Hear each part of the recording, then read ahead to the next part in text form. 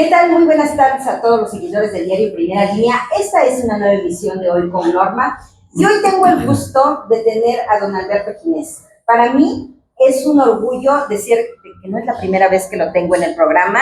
Ya en una ocasión anterior tuve la oportunidad de poder entrevistarlo, pero hoy viene con un producto especial de tantos productos que usted tiene, pero producto ahora estrella. Claro, exactamente. Muchísimas Producto gracias estrella. por estar con nosotros, pero sobre todo presentando a su hijo más pequeño, su libro. Don Alberto, muchísimas gracias por estar aquí en el programa. Me da muchísimo gusto tenerlo aquí. Gracias a ti, como siempre, un gusto y un honor estar contigo. Claro que sí.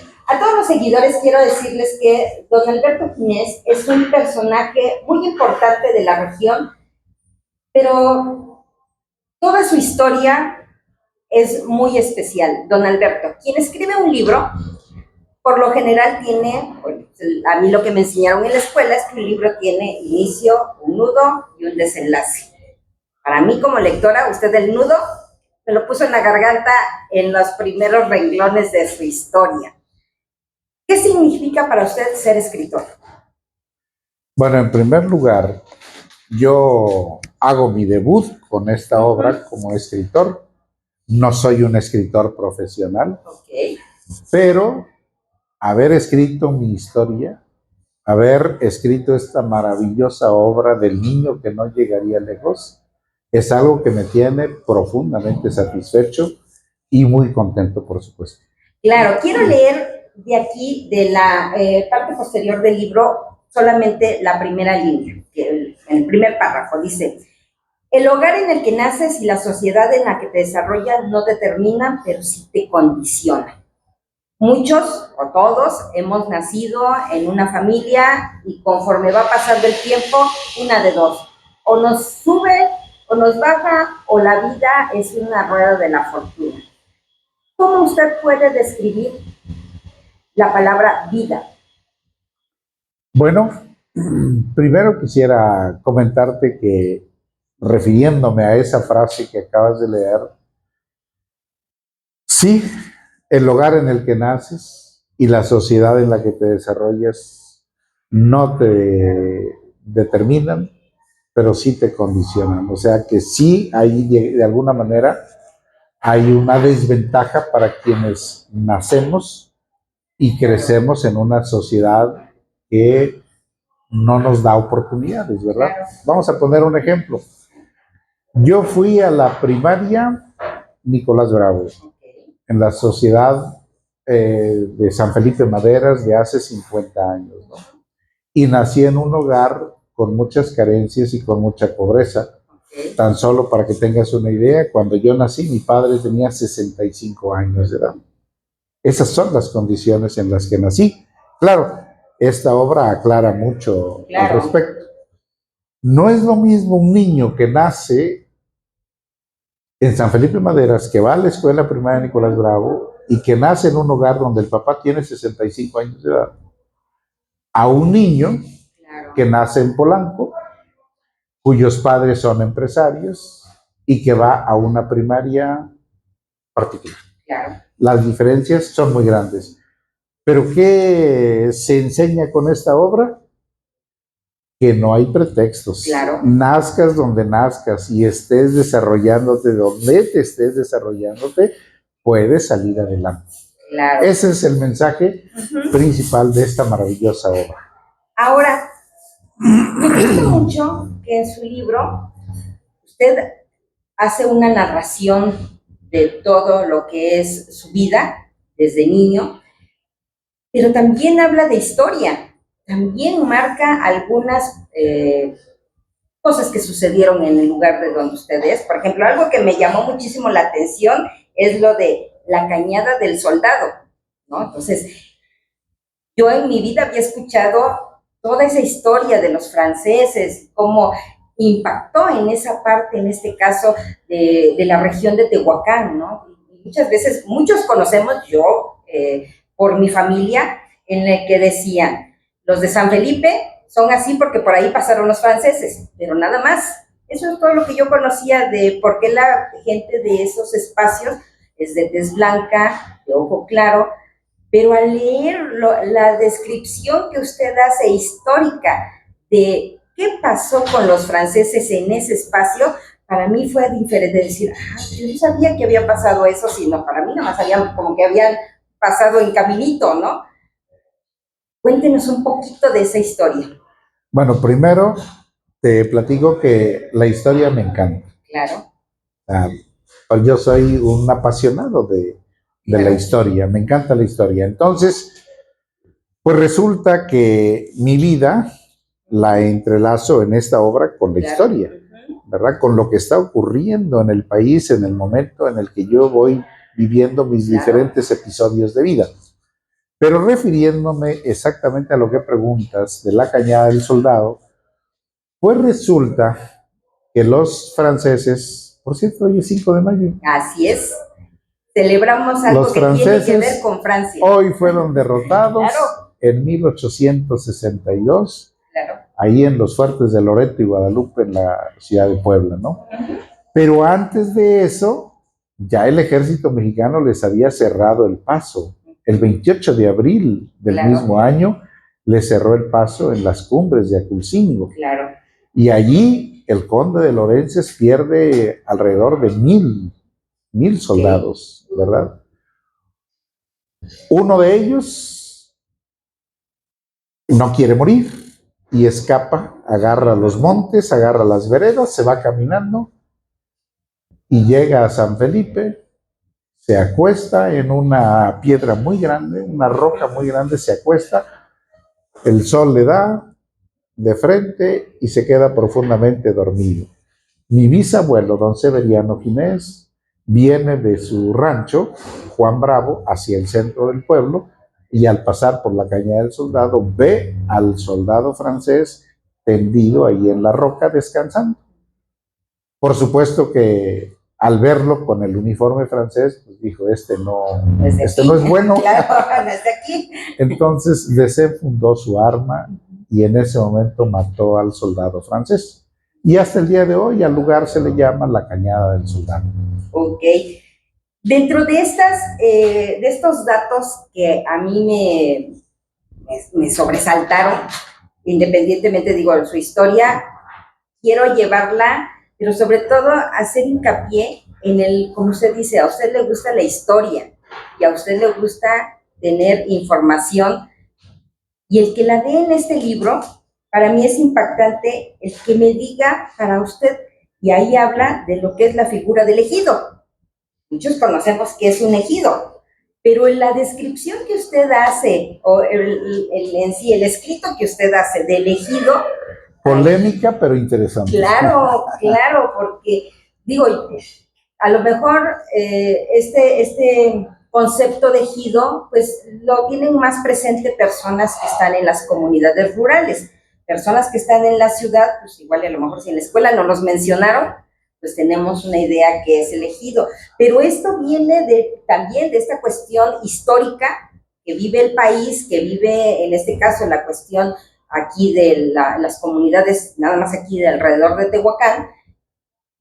Pero lo que usted marca como lo que es el ejido, cómo lo visualizan o qué consecuencia de qué es, para mí es muy interesante y me gustaría que nos los contara. Bueno, yo lo que platico aquí es que cuando estalla la revolución, los revolucionarios, en teoría, estaban buscando el bien del país. Claro. Pero resulta que cuando el presidente Porfirio Díaz declina y renuncia al poder y se va exiliado, se queda el presidente Francisco I. Madero en México.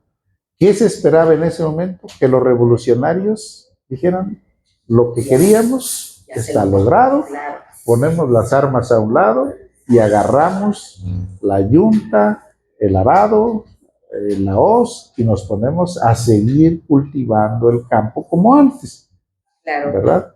O sea, seguimos en nuestras tareas diarias de producción agrícola, ¿no? Eso era lo que en teoría se esperaba. Pero resulta que no, la lucha sigue. ¿Por qué? Porque los revolucionarios, contrario a lo que nos han enseñado, en realidad no buscaban el bien del país. Tenían intereses personales. Buscaban el poder. La prueba es que Francisco I. Madero se convierte en presidente y la lucha armada continúa. Claro. Y sigue por años y años y años hasta que llega Plutarco Elías Calles.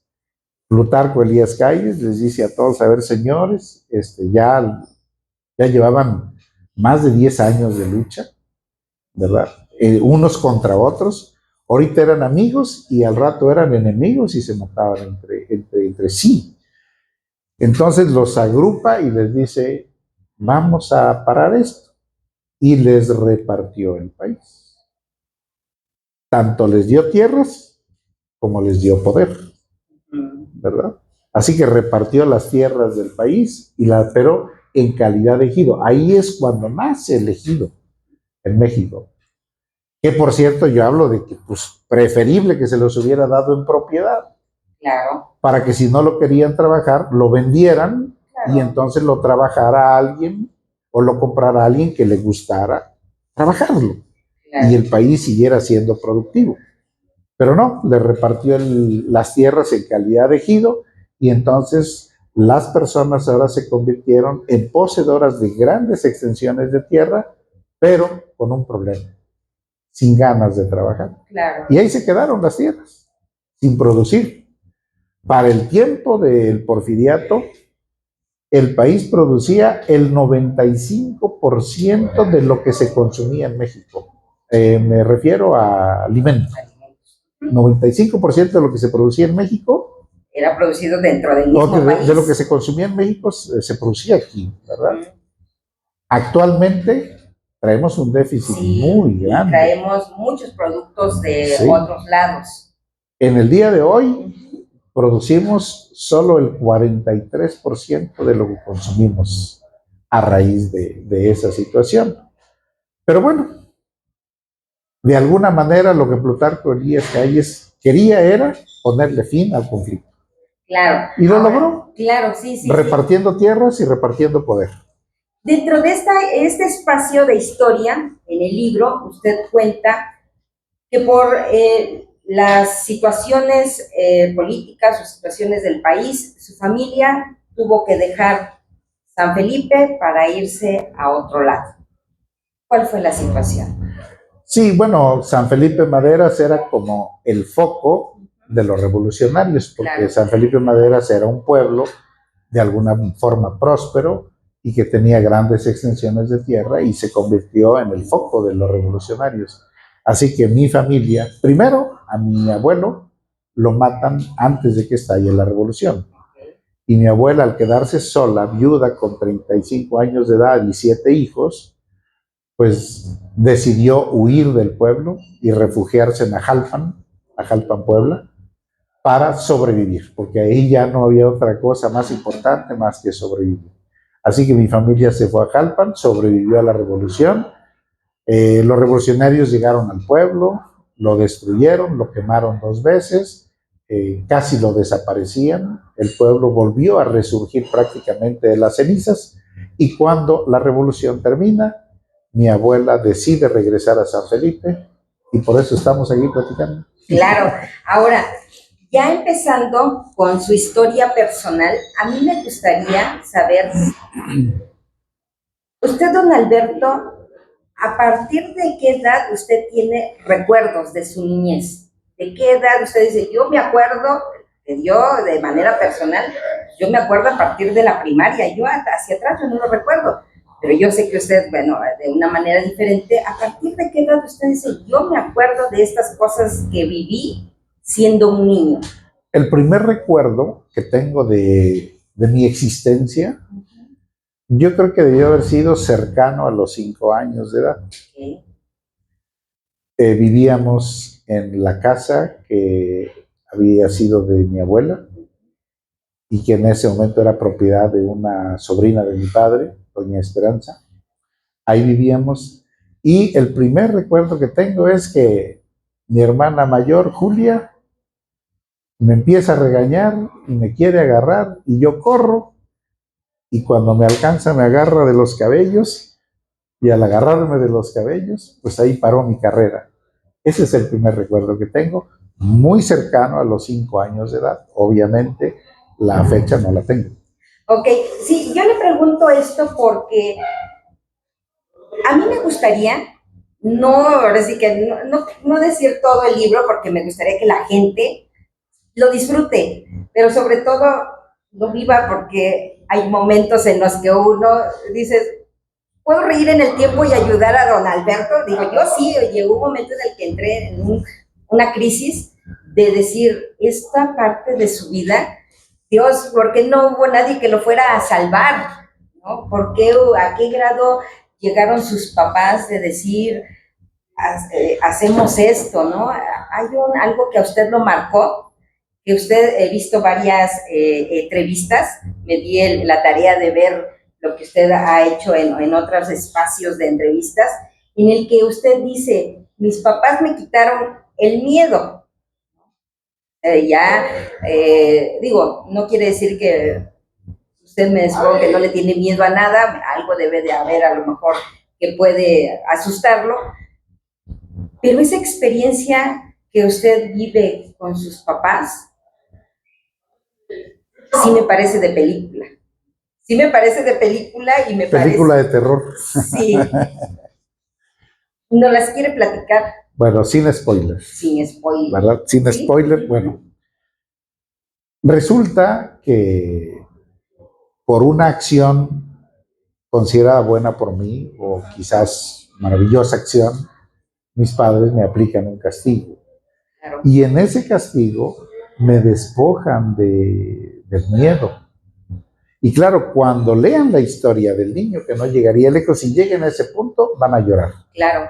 Y quizás algunos digan, qué padres tan malos de tocar a Alberto. Pero cuando encuentren más adelante que al final del camino yo logré volver a amar a mis padres, claro, y que el día de hoy les agradezco la formación que me dieron, incluida la tortura, porque gracias a esa tortura que me dieron, yo perdí el miedo. Claro. Y ahora, yo tenía 10 años de edad cuando me aplicaron ese castigo. Hoy tengo 60. O sea que he vivido 50 deliciosos años sin miedo. Porque puedo decirte que vivir sin miedo es fantásticamente maravilloso, ¿eh? Claro. ¿Gracias a quién? A mis padres. En su momento no lo entendí. En su momento pensé que me habían tocado los padres más malos del mundo.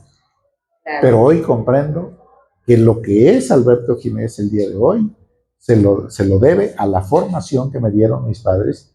Y si hoy tuviera vivos a mis padres, les agradecería por esa tortura, porque gracias a esa tortura yo perdí el miedo y por eso he vivido 50 años sin miedo, tranquilo, sin preocupaciones, sin tensiones, sin estrés, etcétera, etcétera. Gracias a ese castigo que me propinaron aquella vez. Ahora, como papá, ¿usted aconseja a otros papás, digo, a lo mejor no llegar a ese extremo, hacer lo mismo? No. Pero quitarles el miedo a los niños, o sea, de tener una... yo digo, a lo mejor en su libro también habla que hay cosas que en épocas anteriores estaban bien vistas, pero que si hoy hiciera algunas de esas acciones de antes, pues estaría muy, muy mal visto, ¿no? Sí. Por ejemplo, así como un dato, lo de las ratas, ¿no? Entonces, lean el libro para que sepan de qué hablo de las ratas, ¿no? En el que dice, si yo eso lo hiciera ahora, pues todos los derechos de animalitos pues, vendrían, ¿no? A la carga, ¿no? Me lincharían. Claro. Mediáticamente. Claro. Pero en esta acción de los niños de hoy, los jóvenes de hoy, ¿usted como papá recomendaría a otros el decir, ¿es necesario quitarle el miedo a los niños? No, no es necesario, y menos de la manera en cómo lo hicieron conmigo. Claro. Pero sí es necesario que los padres hagan su trabajo. ¿A qué me refiero? Uno, a que los padres le dediquen tiempo a sus hijos. Porque hoy los padres a los hijos solo les dan cosas materiales. Claro. Y no les dan formación ni educación. La educación se la dejan a la escuela. Pero en la escuela vas a aprender más cosas malas que buenas. Esa es la triste realidad. Entonces los padres han dejado de hacer su trabajo y entre ese trabajo que han dejado de hacer los padres es que no les enseñan a sus hijos a superar los miedos. Claro.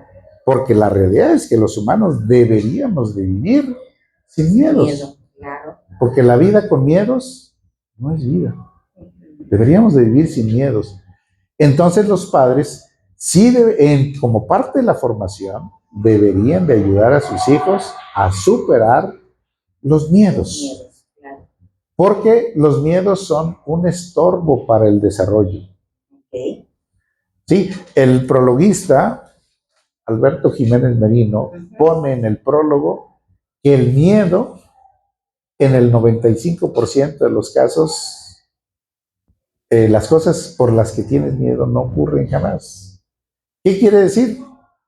Que hoy las personas tienen miedo de algo que se van a morir y ese algo nunca va a ocurrir. Sí. Entonces los miedos paralizan, los miedos estorban el desarrollo, los miedos impiden tener una vida de calidad.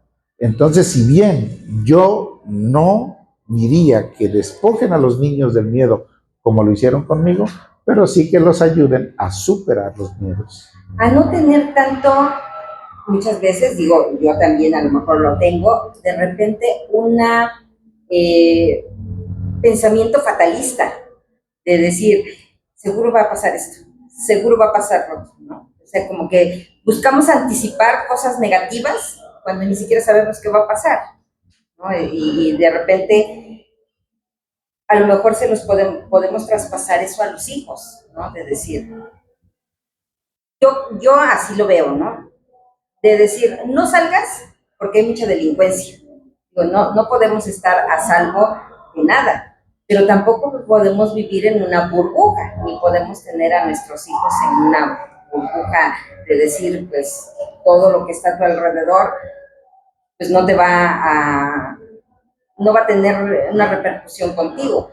A mí, por ejemplo, me pareció muy interesante el que usted de repente, pues en sus años anteriores, pues llegaba hasta a ser un Robin Hood, ayudando a que si alguien lo habían detenido... Ayudando a los que tienen miedo. Claro, exactamente, ¿no?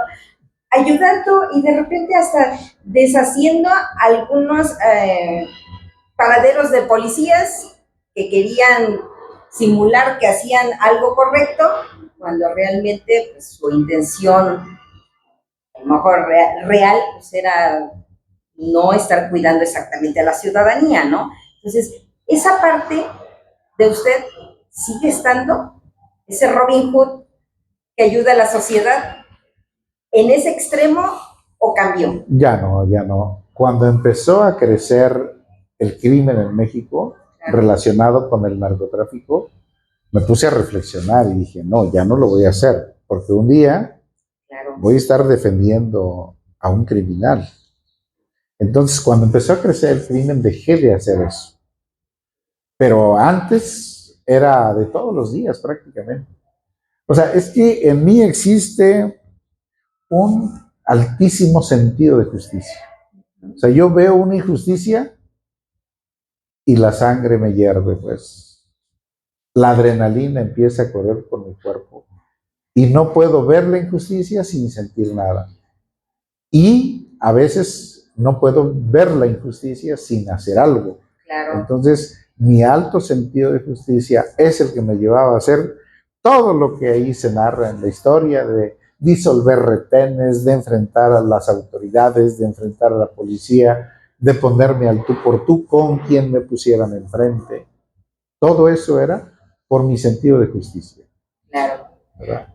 Dentro de su desarrollo, en este caso ya laboral, profesional, usted tuvo, desde muy corta edad, tuvo que trabajar tuvo que ir a trabajar para otras personas antes de tener su propio... Antes de emprender. Claro, antes de tener su propio emprendimiento. Los jóvenes hoy, muchos, está de moda la palabra emprender. Muchos tienen ese gusto por decir, yo quiero tener un negocio. Pero usted aprendió también mucho con sus trabajos, siendo empleado.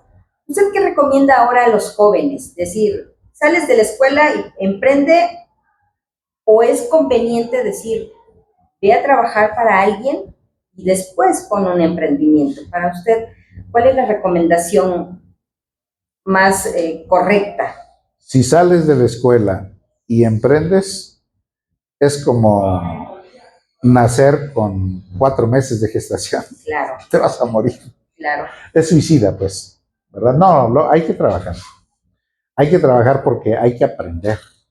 Yo siento cierto grado de tristeza cuando hay jóvenes que para su primer trabajo, hacen la pregunta, ¿cuánto voy a ganar? No. Si yo volviera a nacer y a repetir mi vida, mi primer trabajo lo haría aún sin ganar un centavo. Porque de todos modos hay algo muy valioso, que tu primer trabajo, el segundo, el tercero, los primeros trabajos que tienes en la vida son una extensión de tu escuela. Claro. Son una extensión de tu educación. Y eres afortunado porque trabajas, aprendes y de paso te pagan. Claro. Así que emprender sin haber trabajado previamente no es bueno. Vas a morir, vas a fracasar como emprendedor. Hay que trabajar primero para agarrar experiencia. Digo, poniendo un ejemplo muy básico. Claro. Si yo, por ejemplo, terminé la escuela y quiero trabajar, pero no hay trabajo de lo que sigue, de la profesión que ahora tengo, al menos a través del título, y me ofrecen trabajo en una pollería, por ejemplo, yo voy y lo acepto, porque voy a aprender cómo se procesa el pollo, claro, cómo se compra, cómo se vende, cómo se destaza, cómo se atiende al cliente. Y a lo mejor después de ese trabajo, cuando yo conozca bien la dinámica de ese oficio, ahora en vez de buscar un trabajo de la profesión que estudié, a lo mejor decida emprender poniendo yo una pollería. Sí. Y al rato tenga yo una cadena de pollos como la del Pollo Feliz. Es un ejemplo, claro, ¿verdad? Pero sí, importante, trabajar primero antes de emprender para agarrar experiencia. Fíjese que me recuerda, yo cuando estaba en la preparatoria tenía una maestra que precisamente nos hizo un comentario muy similar a lo que usted acaba de describir. Nos decía, si tú quieres poner una lavandería, tienes que irte a trabajar por lo menos un año a esa lavandería, porque así aprendes todo el oficio, y yo creo que hay muchas formas de cómo las personas hoy emprenden, pero hay muchas personas que sin conocer el espacio que quieren emprender, pues ahora sí que dicen, pues nada más porque a mí me gusta, no sé, hacer mesitas, no sé hacer mesitas, pero yo quiero ser emprendedor de hacer mesitas, ¿no? Entonces, cuán importante es lo que usted acaba de decir, ¿no? De decir, a ver, vete a trabajar, lo que decía, la pollería, ¿no? Pues igual y conoce, como usted decía, hasta quién es el mejor proveedor, ¿no? Claro. de esa rama, y cuál es la forma en la que se comercializa y cuáles son la forma en la que se trata a los clientes. Yo considero que con la lectura de su libro, pues usted a lo largo de toda su trayectoria, en este caso laboral y profesional, pues usted ha tenido muchos maestros, pero sobre todo usted ha aprendido o ha autoaprendido de lo que le van llevando de las circunstancias. ¿Qué es lo más representativo? ¿Qué es lo que usted más dice? Esto es lo más importante que yo he aprendido en esta vida laboral que yo he tenido. Digo, hay muchísimas cosas, hay muchísimas cosas. Yo creo que lo primero fue que aprendí a trabajar, porque aprender a trabajar es todo un tema. O sea, si tú trabajas y no amas tu trabajo, no has aprendido a trabajar. Claro. Trabajas nada más por necesidad. No has aprendido a trabajar. Entonces, primero el que yo hubiera aprendido a trabajar, es decir, amar el trabajo, porque yo amo el trabajo. Y desde que empecé a trabajar, empecé a agarrarle el sabor al trabajo. Y al final llegué a amar el trabajo. Entonces, aprender a trabajar es una de las cosas más valiosas de mi vida y que, aunque no aparece textualmente en el niño, que no llegaría lejos, pero si tú analizas la historia, pues ¿qué encuentras? A un joven que amaba su trabajo, ¿no? Que amaba su trabajo, eso es lo que encuentras en la historia. Y claro, ¿qué otras cosas se ha aprendido a lo largo de la vida? A no comprar a crédito, porque comprar a crédito te provoca hasta enfermedades, ¿verdad? Y además, si compras a crédito, atentas contra la creación de patrimonio. Claro. Porque hay personas que piensan que, es que si no compro a crédito nunca voy a tener nada. Es falso, es al revés. Si compras a crédito vas a tener poco o probablemente no tengas nada. Si no compras a crédito nada, vas a crear patrimonio. ¿Cuánto? Va a depender de muchas variables, pero vas a crear patrimonio. Esa es otra de las cosas importantes Claro. que he aprendido. O por ejemplo, la que aparece también en esta obra, que es no comprar carros viejos. Eso es lo que yo le voy a decir, no comprar carros, ya lo aprendí yo. Y el argumento Mejor el autobús. Claro, y el argumento viejo. es muy, pero muy razonable, válido y real. Porque si un carro que ya ha sido de otra persona, primero no sabemos ni qué uso le dio, pero cuando empieza a deteriorarse, lo que usted describe, pues para muchos va a ser muy cotidiano, ¿no? Se van a ver reflejados. Claro, de decir, pues ya se descompuso esto, ya se descompuso el otro, y es una forma de decirnos o de salvarnos de pérdidas económicas, ¿no? El que nosotros leamos su libro es una forma de cómo decir, a ver, ¿qué sí es importante hacer? ¿Qué me lo están advirtiendo? Dicen que nadie escarmienta en cabeza ajena, pero si uno sabe escuchar y en este caso leer, uno puede salvarse. Digo, yo por lo menos yo no tengo un auto, pero si yo comprara, ya sé que no sería adecuado comprar un auto usado y que es mejor, aunque conlleva un poco más de inversión, un poco más de esfuerzo, pero a la larga va a ser mejor, ¿no? Pues sí, tú compras un auto nuevo o seminuevo, lo usas 4 o 5 años y no le inviertes un peso. Claro. Y ya después lo vendes. Y ya. Digo, otro es el que va a enfrentar el problema, ¿verdad? Exactamente. Pero bueno, no comprar carros viejos es una de las grandes lecciones que aparecen en esta maravillosa obra. Ahora, este libro, a grandes rasgos hemos abarcado mucho de lo que está aquí. Usted ya lleva ahorita un recorrido desde que lo presentó. Me he dado cuenta que ha ido a instituciones educativas, ha ido a algunos espacios empresariales. ¿Cómo se siente usted en esta presentación del libro ante la sociedad que lo recibe? Pues muy contento.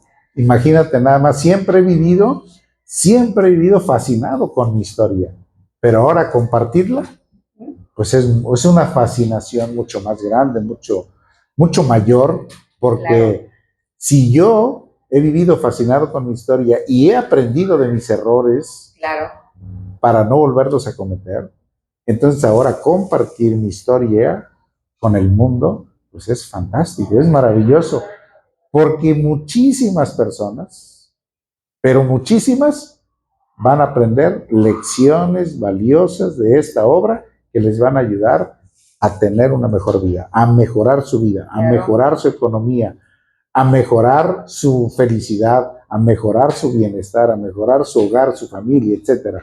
Porque este libro es un compendio de valiosas lecciones que le ayudan a todas las personas y ojo, sin importar la edad. Claro. Porque si este Y libro la formación académica. claro, por Tampoco. supuesto. Si este libro lo lee un niño, va a aprender cosas valiosas. Claro. Si lo lee un adolescente también, si lo lee un joven, igual, si lo lee un adulto mayor, todos van a aprender. Porque hay lecciones valiosas para todas las edades. Claro, a mí el libro se me ha hecho muy fascinante, pero sobre todo es un libro entretenido. O sea, si uno, hay personas que les gustan diferentes tipos de géneros de libros. Si yo este libro, alguien me dijera, ¿me puedes recomendar un libro, a lo mejor de aventura? O un libro, o sea, no, este no es ahora sí que un manual, ¿no? No es un manual de decir, pues aquí está el paso 1, paso 2. Es una historia que atrapa.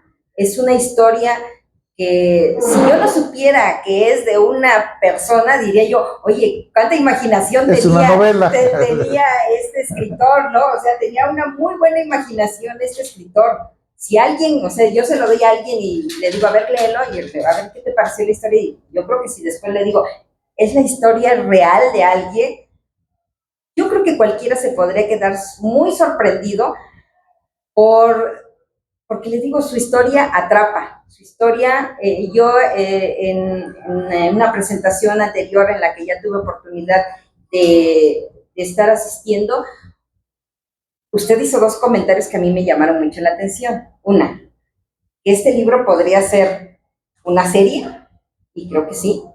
Tiene da mucho, para eso y más. Sí, claro. Pero otro comentario es en el que dice usted, este libro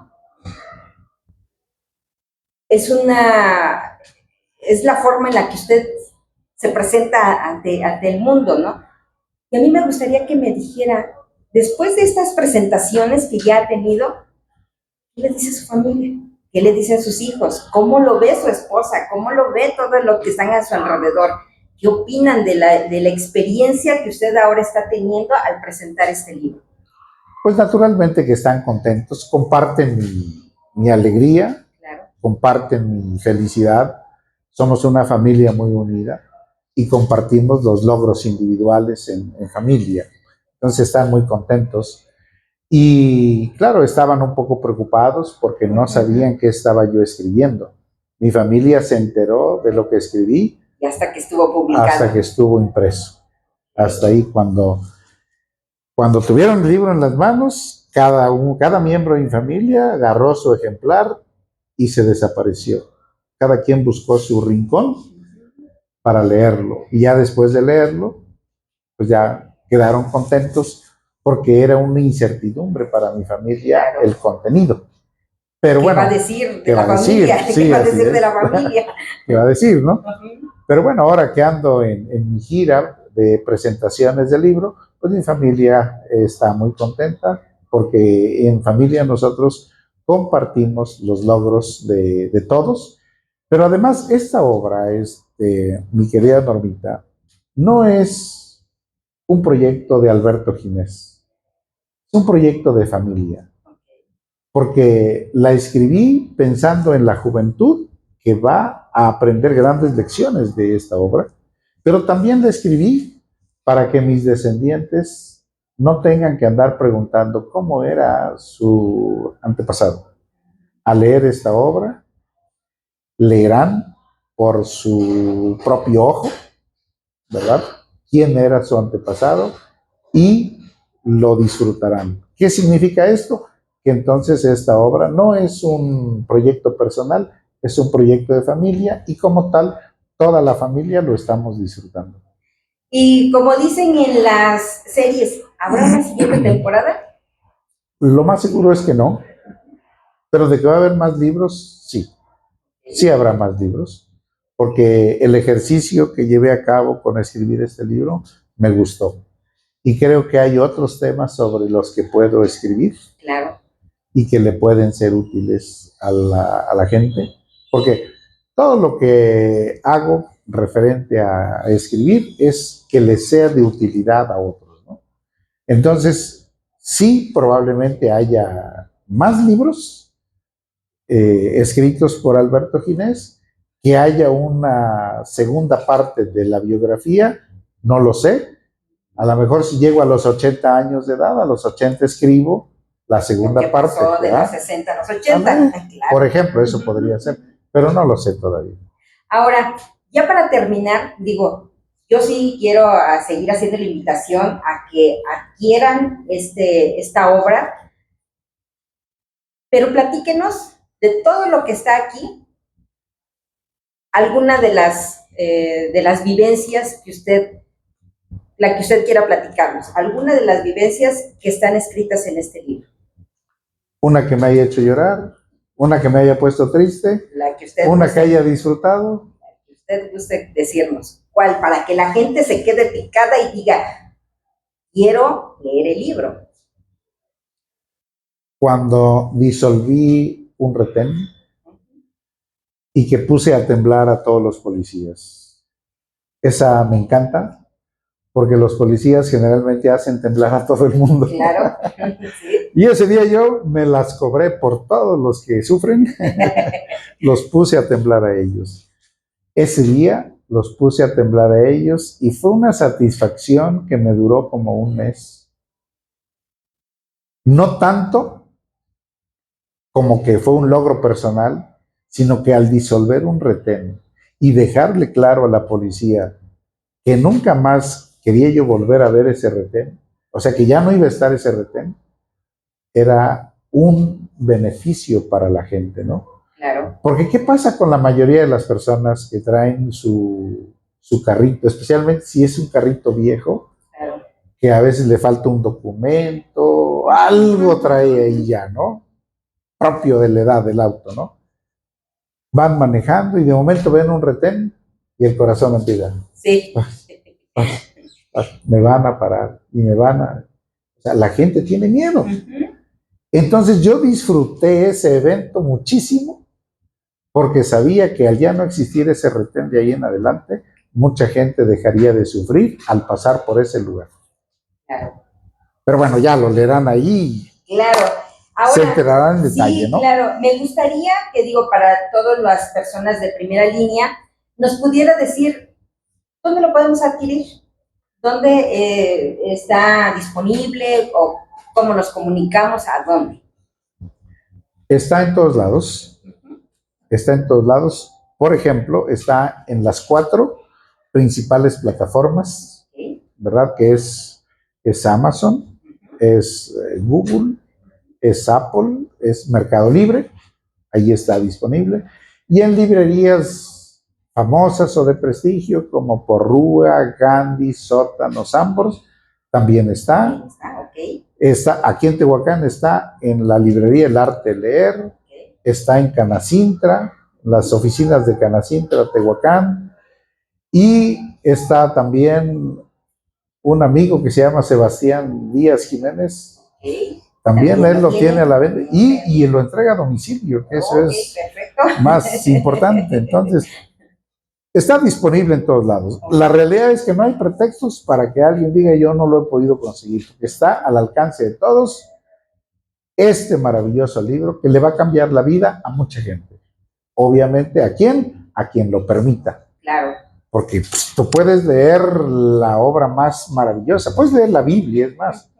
Pero si no decides cambiar tu vida, pues de nada te va a servir. Que sigue siendo leído, hojas, ¿no? ¿Verdad? Letra muerta, ¿verdad? La letra cobra vida cuando agarras de ahí para tu propia vida lo mejor para que mejores tu situación de vida, ¿no? Entonces, este libro le va a cambiar la vida a mucha gente. ¿A quiénes? A quienes decidan mejorar su calidad de vida a través de la inspiración que van a encontrar en el niño que no llegaría lejos. Es un libro muy inspirador, es un libro que yo les invito a que se den la oportunidad de conocer, un libro que les invito que tengan la oportunidad de tenerlo en casa.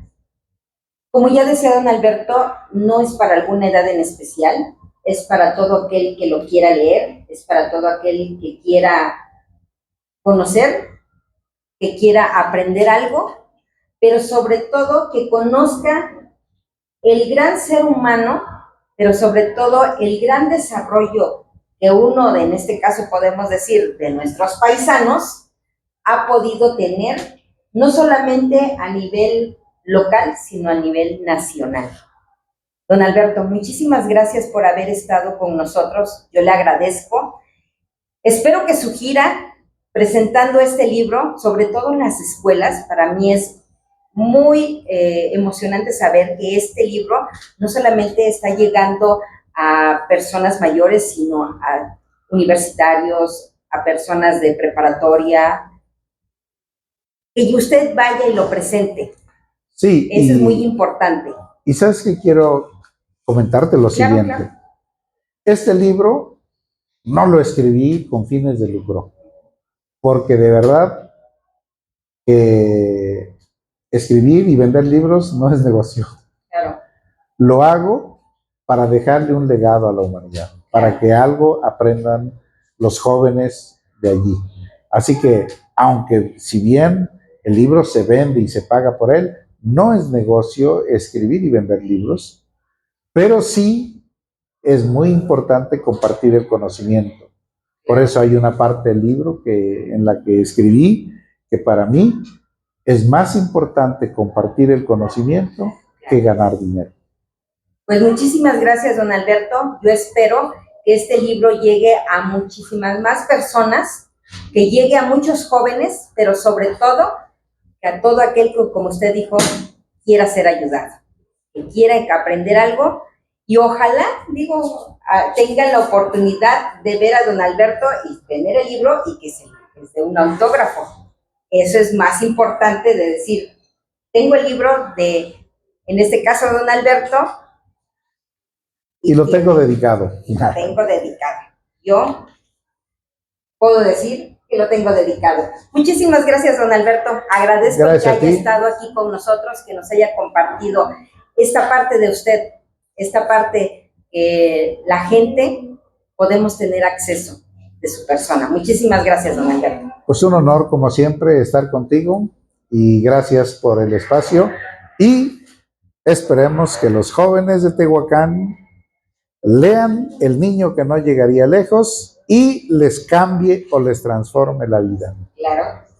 Porque si alguien va a entender esta historia, es la gente de esta región. Claro. Pues muchísimas gracias a todos los seguidores del Diario Primera Línea. Les agradezco el favor de su atención y les invito a una nueva emisión de Hoy con Norma. Muchas gracias. Hasta la próxima.